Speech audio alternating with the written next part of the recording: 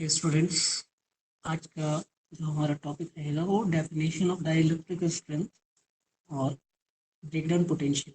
इसके बाद कुछ न्यूमेरिकल्स रहेगा, ठीक है। उसके बाद कुछ न्यूमेरिकल्स करेंगे। आज आपका डेट है 5 जुलाई 2021, ओके ना।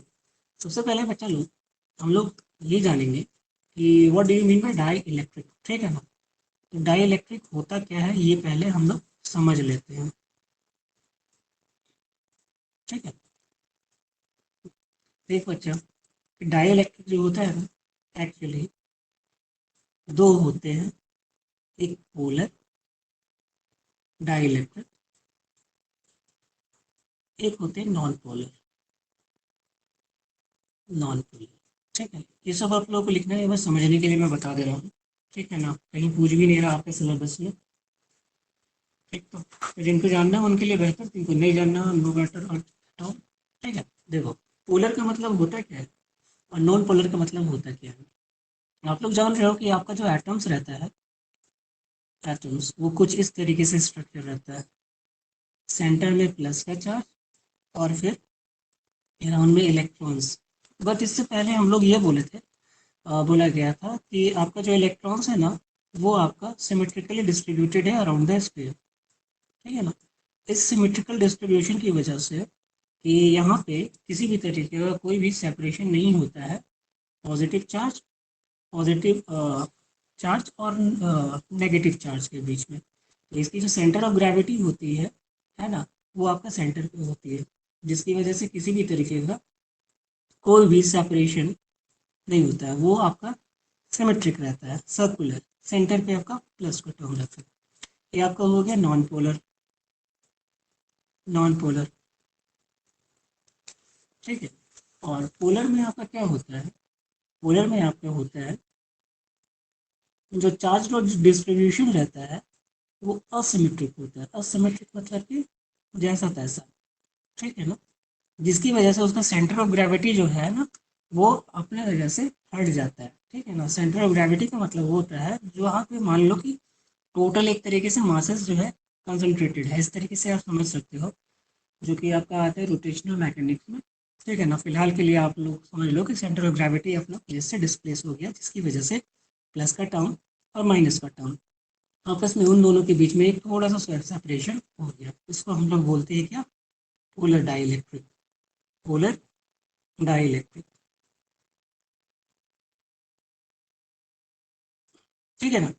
पोलर डाइलेक्ट्रिक और नॉन पोलर डाइलेक्ट्रिक दो आपका डाइलेक्ट्रिक होता है। अब जैसे इसको समझना है फिजिकली कि डाइलेक्ट्रिक होते क्या है, तो आपके घर पे आप देखते हो स्विच बोर्ड है, स्विच बोर्ड होगा, घर पे सभी के स्विच बोर्ड होगा। स्विच बोर्ड में आप लोग जैसे सप्लाई अगर आता है तो आपको स्विच बोर्ड मदद करता है कि उसके थ्रू आपका किसी भी तरीके का क्या बोलते हैं इलेक्ट्रिसिटी फ्लो ना करे। अदरवाइज मान लीजिए अगर 240 वोल्ट की अगर वोल्टेज अगर आपके घर तक पहुंच रही है, आप उसको अगर डायरेक्टली अगर टच करोगे तो आपको शॉक लग सकता है, ठीक है ना।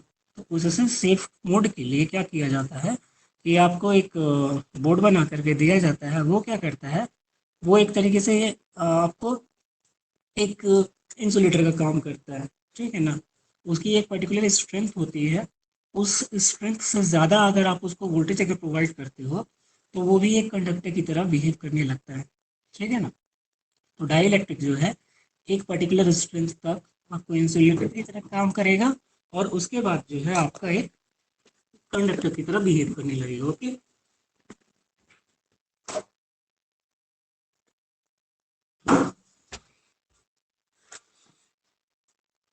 ठीक है। अब हम लोग देख लेते हैं, थोड़ा सा टर्म लिख लेते हैं कि what do you mean bye polar dielectric and what do you mean bye non polar dielectric, ठीक है। सबसे पहले लिखते हैं पोलर डाइइलेक्ट्रिक, थोड़ा सा लिखेंगे, ज़्यादा नहीं लिखेंगे। Polar dielectric,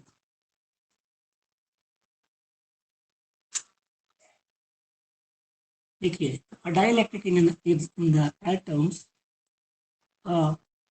dielectric in the atoms, in the atoms or molecule of which the center of gravity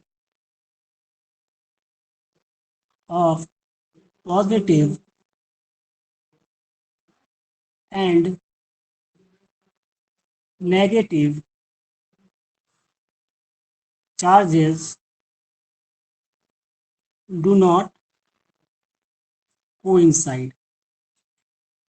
Do not coincide is called polar dielectric. Is called polar dielectric.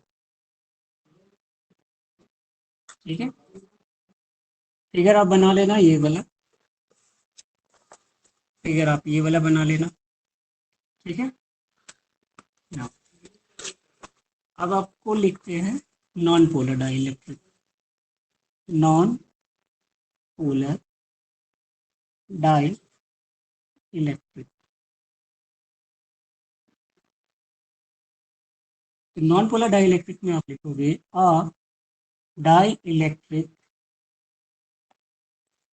In the atoms or molecules of which the center of gravity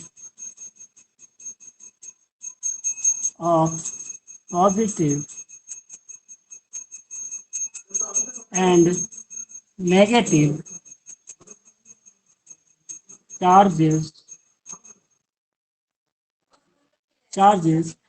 coincide. Charges coincide is called a non-polar dielectric. Okay, ठीक। एक और term आपका use करना होगा हम लोगों को यहाँ पे, आपको डाइलेक्ट्रिक के बारे में थोड़ा सा जानकारी के लिए, चलिए हम ये बता दे रहे हैं। एक और टर्म ये होता है जिसको हम लोग बोलते हैं पोलराइजेशन। पोलराइजेशन पोलराइजेशन का मतलब ये है, ठीक है, कि यहाँ पे आपका एक तरीके से मान लो कि ये दो आपका प्लेट्स है, ठीक है ना। एक प्लेट में आपका पॉजिटिव चार्जेस है, दूसरे प्लेट में मान लो आपका नेगेटिव चार्जेस है, ठीक है ना। इस तरीके से तो जो इलेक्ट्रिक फील्ड की जो डायरेक्शन होगी always from positive terminal to the negative terminal, इस तरीके से ऐसे होगी, ठीक है। और बिकॉज ये कि वैक्यूम है, ठीक है ना, तो इसके अंदर जो भी होगा आपको परमिटिविटी होगा आपका एप्सिलॉन नॉट। ओके ना। अब क्या होता है कि मान लो इसी दो प्लेट्स के बीच में अगर हम लोग एक प्लेट्स के बीच में हम लोग एक डाइलेक्ट्रिक स्लैब डालते हैं और फिर मान लो एक वोल्टेज अप्लाई करते हैं, ठीक है ना। डाइलेक्ट्रिक स्लैब डाल दिए, एक वोल्टेज अप्लाई कर दिए, है ना। तो ये क्या करेगा, उसको कंट्रोल करेगा कि हाँ किसी भी तरीके से अपना पास इसके थ्रू होने को नहीं देगा, है ना। अपने थ्रू किसी भी तरीके का पास होने नहीं देगा, क्योंकि इसकी जो चार्जेस जो है ना, एक तरीके से मान लो कुछ इस तरीके से ये है, ये प्लस का है ना, और इसके थ्रू अराउंड में सिमेट्रिकली डिस्ट्रीब्यूटेड कुछ है, नेगेटिव है, चार्जेस है। अब ये जब है पूरी तरीके से इस पे जो इलेक्ट्रॉन्स जो है पूरी तरीके से बाउंड है ना। तो जब पूरे तरीके से इलेक्ट्रॉन इस पे बाउंड है, तो ये जब तुम पोटेंशियल अप्लाई कर रहा है ना, पोटेंशियल अप्लाई कर रहा है दो प्लेट्स के बीच में, तो इसके थ्रू वो इलेक्ट्रॉन ही पास नहीं कर पा रहा है, तो किसी भी तरीके से यहाँ पे आपका क्या करंट का फ्लो नहीं होगा। बट इसकी भी एक लिमिट होती है ना, इसकी भी एक लिमिट होती है। मान लो फिर अब तुम लगातार इसका पोटेंशियल को इंक्रीज कर रहा है, लगातार इंक्रीज कर रहा है, बढ़ाता जा रहा है, बढ़ाता जा रहा है। फिलहाल मान लो कि ये आप पहले अप्लाई किए 240 वोल्ट अप्लाई किए, इस पर कोई असर नहीं पड़ा। फिर तुम मान लो कि अगर अप्लाई कर दिया 1000 वोल्ट, इस पर कोई असर नहीं पड़ा। फिर मान लो अप्लाई कर दिया 10,000 वोल्ट, है ना, इस पे भी कोई अभी भी असर नहीं पड़ा। बट जैसे ही तुम मान लो कि अप्लाई करेगा 10,001 वोल्ट, ये आपका एक तरीके से इंसुलेटर जो है कंडक्टर की तरह बिहेव करने लगेगा और एक स्टेज अचीव हो जाएगा जिसको हम लोग बोलेंगे इस वाले वोल्टेज पे ब्रेकडाउन, ब्रेकडाउन स्टेज, है ना। और इसकी जो स्ट्रेंथ होगी फाइनल, ये होगी आपकी ये स्ट्रेंथ, इसको बोलेंगे डाई इलेक्ट्रिक स्ट्रेंथ। तो डाई इलेक्ट्रिक स्ट्रेंथ बोलेंगे। और जैसे ही एक छोटा सा ही वोल्टेज अगर तुम उससे ज़्यादा अगर बढ़ाएगा तो वो ब्रेकडाउन स्टेज में पहुंच जाएगा। यहाँ तक तो वो आपका बिहेव करेगा एज एन इंसुलेटर। बट जैसे ही अगर तुम एक वोल्ट भी अगर बढ़ाओगे तो वो आपका क्या करेगा, एक कंडक्टर की तरह बिहेव करने लगेगा। तब जो उसके चार्जेस जो होंगे ना इस पे, जो चार्जेस जो पूरी तरीके से बाउंड थे, अब वो फ्लो करके दूसरे नियर बाई एटम में मूव करने लगेंगे इस तरीके से। और जैसे ही मूव करेंगे तो आप देख रहे हो कि ये कंडक्टर की तरह बिहेव करने लग गया है, ठीक है ना। ऐसा सिचुएशन होता है। तो अब हम लोग पहले लिख लेते हैं what do you mean by dielectric strength. लिखो, अभी हम लोग अपना टॉपिक में आ गए हैं। लिखो डाई इलेक्ट्रिक स्ट्रेंथ।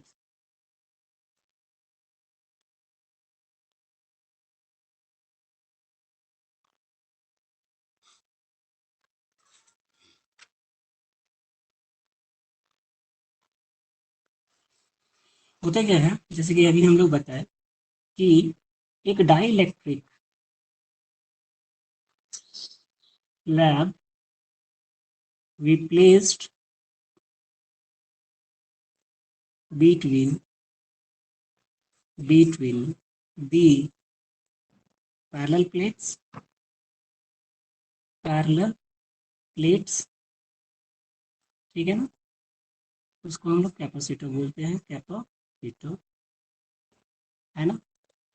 अब जैसे जैसे हम लोग इंक्रीज करवाएंगे as the potential difference between the plates of the capacitor, हम लोग इंक्रीज करवाएंगे, is increased the strength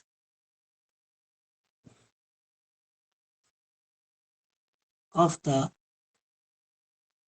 electric field increases and the molecules of the dielectric undergo more and more and more and more polarized POLARIZED polarized, ठीक है ना। Polarised को दूसरे तरीके से बोल सकते हैं स्ट्रेच्ड, STRETCHED स्ट्रेच्ड, ठीक है ना। अनस्ट्रेच्ड होते हैं मॉलिक्यूल्स, मॉलिक्यूल्स का जो आपका पॉजिटिव और नेगेटिव जो इलेक्ट्रॉन्स होते हैं वो स्ट्रेच्ड होते हैं, स्ट्रेच्ड अप होते हैं, ठीक है ना। नो स्ट्रेच, एक potential difference, if potential difference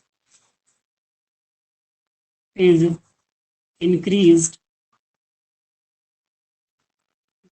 further, ठीक है ना, up to a certain limit, up to a certain limit,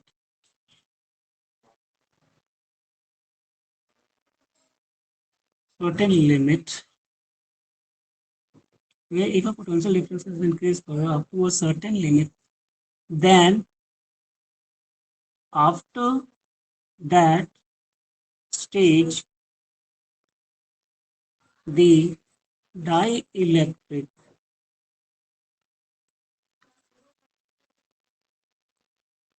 will going to behave like a conductor. ठीक है? That final stage up to which dielectric behave as an insulator is said to be its dielectric strength. Dielectric strength. ठीक है? ना अब आता है term कि इसकी यूनिट क्या होगी. तो यूनिट ऑफ डाई इलेक्ट्रिक क्या होगा. आप लोग जान रहे हो कि इलेक्ट्रिक फील्ड की यूनिट क्या होती है. इलेक्ट्रिक फील्ड की यूनिट होती है क्या, वोल्ट पर मीटर.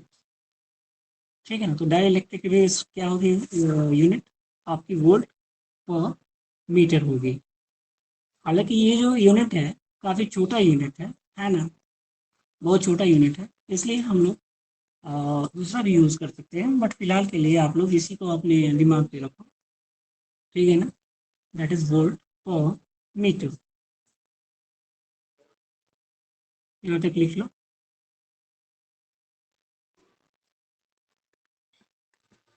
अब इसके बाद हम लोग आएंगे एक टर्म आपका रहेगा जो कि ब्रेक डाउन वाला है ना.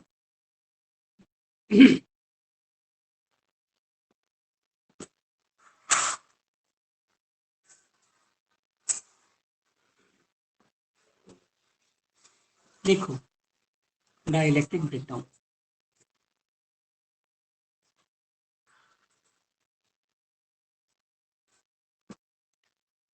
Die electric breakdown.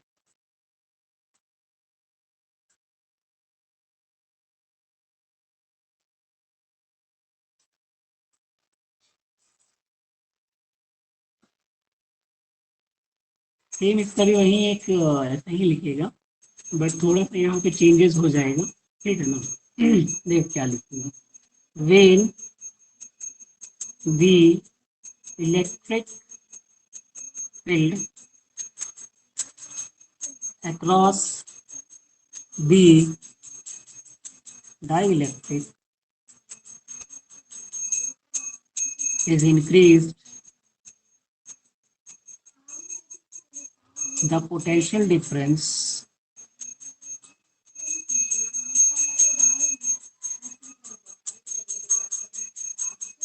across the dielectric is also increased.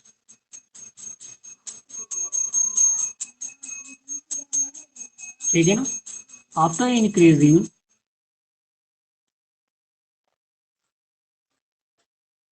the potential difference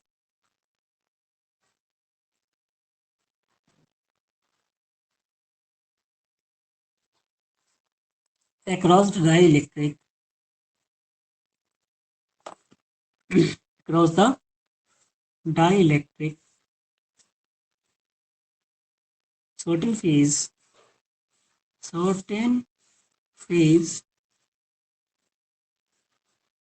comes when dielectric चीजेस, ठीक है ना, to work as an insulator, and a spark occurs, ठीक है, एक स्पार्क अकर होगा at this potential at this potential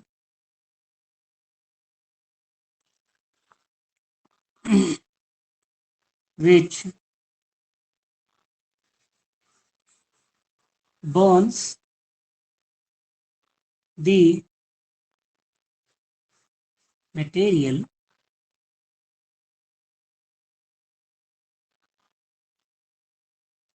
and this potential limit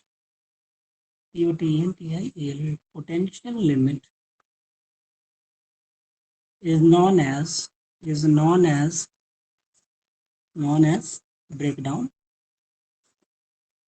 breakdown potential, ठीक है। तो बोलते ब्रेकडाउन पोटेंशियल, जैसे कि मान लो एग्जांपल के तौर पे हम लोग देखते हैं हमारे घर पे जो सर्किट लगा हुआ है उसमें जो स्विच बोर्ड है, ठीक है ना, स्विच बोर्ड है, तो वहां से आता है 240 वोल्ट, बट आप लोग जब स्विच को ऑन करते हो, फैन के स्विच को ऑन करते हो, तो आपको करंट नहीं लगता है, क्योंकि वो जो है वो एक डाई इलेक्ट्रिक की तरह वहाँ पे बिहेव करता है।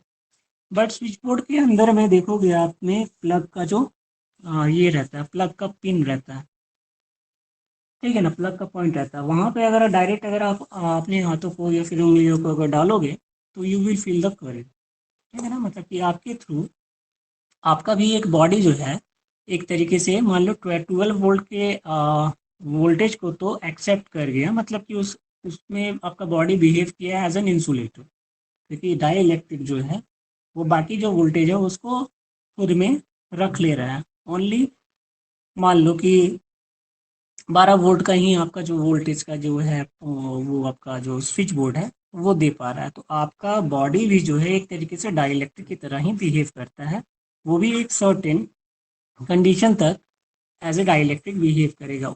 उस सर्टेन पॉइंट के ऊपर भी अगर आप जाओगे ना तो आप देखोगे कि आपको भी शॉक लगता है, जैसे कभी कभी आप नंगी तार को छू देते हो, तो नंगी तार को जब छूते हो तो आपको एक करंट शॉक के जैसा लगता है, ठीक है ना। तो यहाँ पे भी मान लो कि अगर अचानक से आपका 440 का वोल्ट अगर आपको लेके लग जाता है, मतलब कि अगर आपके इलेक्ट्रिक वायर के थ्रू अगर मान लिया आपके घर तक अगर पहुँचता है और वो डाई इलेक्ट्रिक जो आपका जो बोर्ड है उस तक अगर पहुँच जाता है तो देखना कभी कभी आपका शॉर्ट सर्किट भी हो जाता है, और इवन आपका जो इलेक्ट्रिक बोर्ड जो है वो भी आपका जल जाता है, क्योंकि उसकी भी एक्सेप्टेबिलिटी जो है और एज एन इंसुलेटर बिहेव करना उसकी भी एक पर्टिकुलर लिमिट होगी, है ना।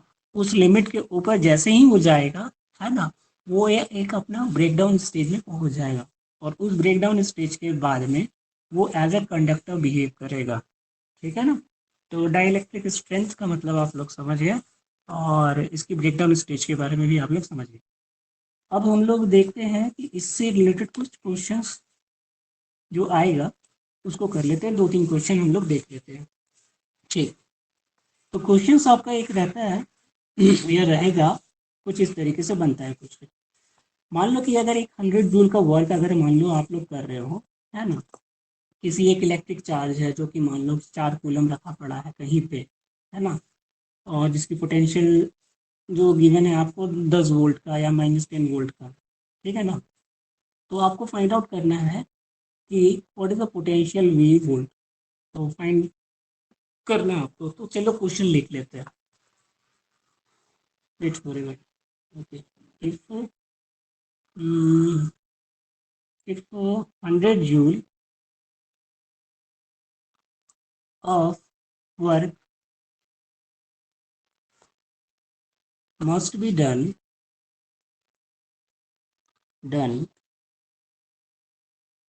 to move electric charge of 3 coulomb from a place where potential is minus 10 volt to another place where potential is V volt. Find the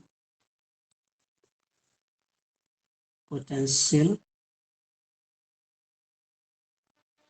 difference.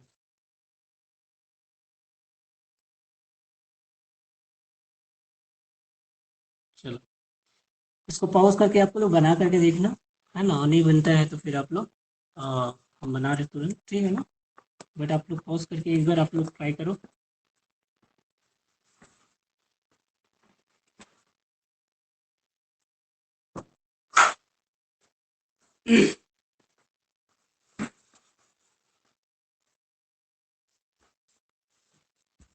ठीक है बच्चा, देखो आपको वर्क डन जो है वो गिवन है, that is equal to 100 joule.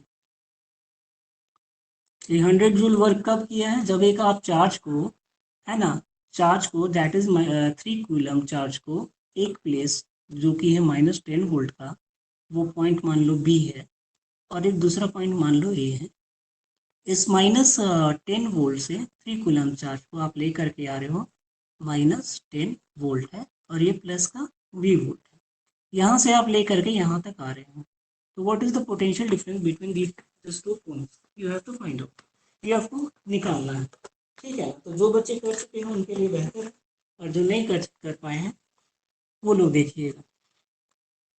You know that कि potential at point A to B that is equal to potential at B, sorry potential at A minus potential at B, that is equal to work done by bringing a charge from where to a, where from B to A।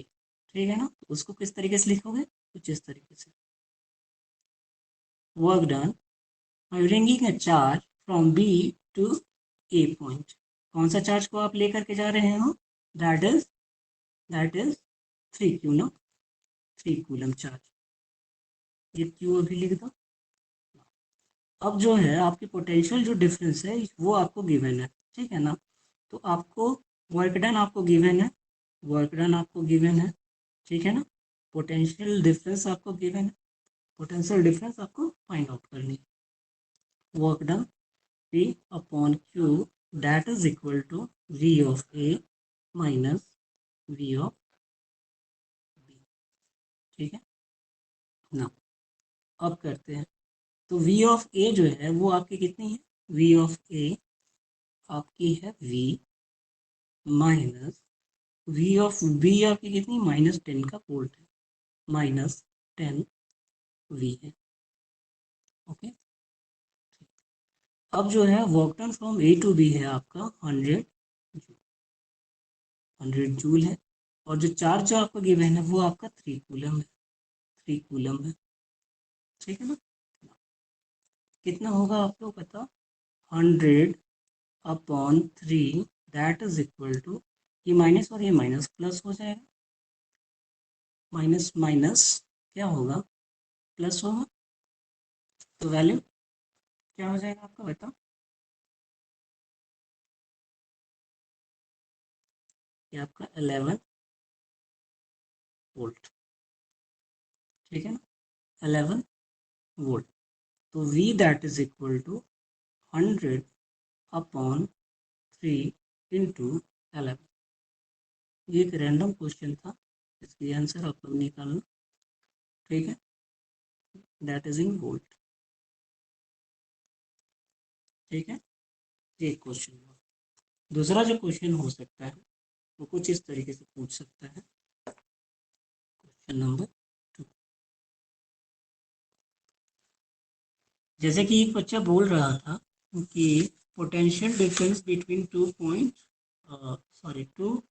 Charges, है ना। हालांकि ये syllabus में था नहीं, but आप लोगों को बता देते हैं कि जब ऐसा रहे तब क्या करना है। कहने का मतलब ये है कि मान लो एक पॉइंट ए है, एक पॉइंट बी है। यहाँ पे एक चार्ज मान लो कि कोई भी चार्ज 4 कूलम चार्ज है, मान लो 4 कूलम चार्ज है यहाँ पे, और यहाँ पे -2 कूलम चार्ज है, ठीक है ना। तो इन दोनों के बीच में कहीं एक मान लो कोई छोटा सा चार्ज तुम ले लिया, टेस्ट चार्ज पी। अब यहाँ पे because of this charge it will experience a force, और because of this charge also it will experience the force, ठीक है ना। तो what will be the resultant force that is being experienced by a charge that is being placed on a point P, ठीक है ना। तो ये आपका प्रॉब्लमेटिक क्वेश्चन है, ठीक है ना। तो इसको कैसे करेगा, पहले क्वेश्चन को हम लोग लिख लेते हैं, ठीक है ना। क्वेश्चन हम लोग लिख लेते हैं, हो सकता है पूछे, हो सकता है ना पूछे, बट अपना नॉलेज के लिए आप लोग इसको देख लो। क्वेश्चन नंबर 2 लिखो, 2 point charges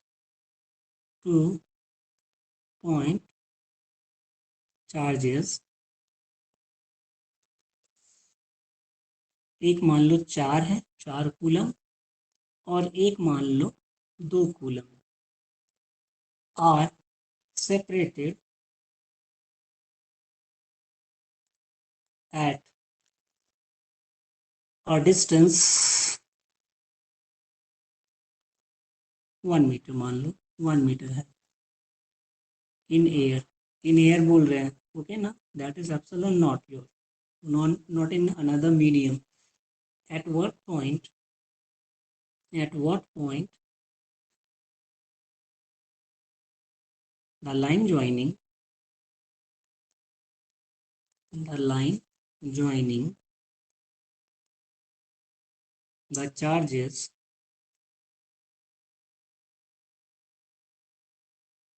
is the electric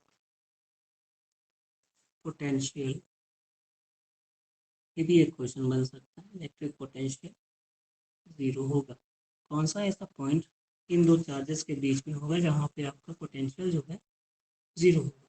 तो ये पॉइंट ए मान लो, सॉल्यूशन ये मान लो बी है, ओके ना।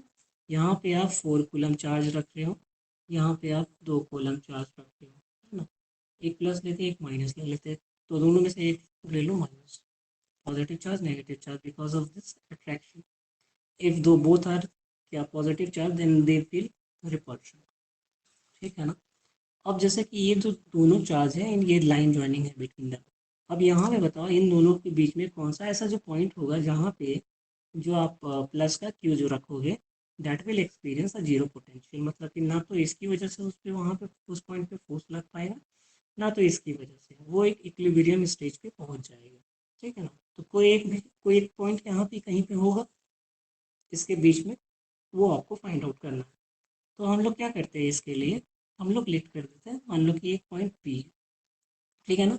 इस वाले पोजीशन पे मान लेते हैं कि इस वाले पोजीशन पे वो जो प्लस का क्यू नॉट चार्ज जो है वो किसी भी तरीके से का पोटेंशियल या फोर्स एक्सपीरियंस नहीं कर पा रहा, ठीक है ना। यहाँ से यहाँ तक एक डिस्टेंस ले लेते हैं, यहाँ से यहाँ तक एक डिस्टेंस ले लेते हैं, और टोटल डिस्टेंस कितना होता है, मान लो कि एक्स है, ठीक है। और टोटल जो लेंथ है वो आपको पता है, total length that is in 1 metre, 1 metre. तो आप क्या करोगे, 1 - x लिखोगे यहाँ से यहाँ तक का डिस्टेंस को, ओके, ठीक है, ठीक है। अब जैसे कि हम लोगों को क्या बोल रहा है कि इलेक्ट्रिक पोटेंशियल जो है किसी एक पॉइंट कौन सा, वो एक पॉइंट हम लोग मान के चले हैं पी, वहाँ पे इलेक्ट्रिक पोटेंशियल जो है 0। तो जो भी सम होगा पोटेंशियल का पी पे, वो किस वजह से होगा, four four charge 4 coulomb charge और -2 कूलम चार्ज, इन दोनों की वजह से हो, ठीक है ना।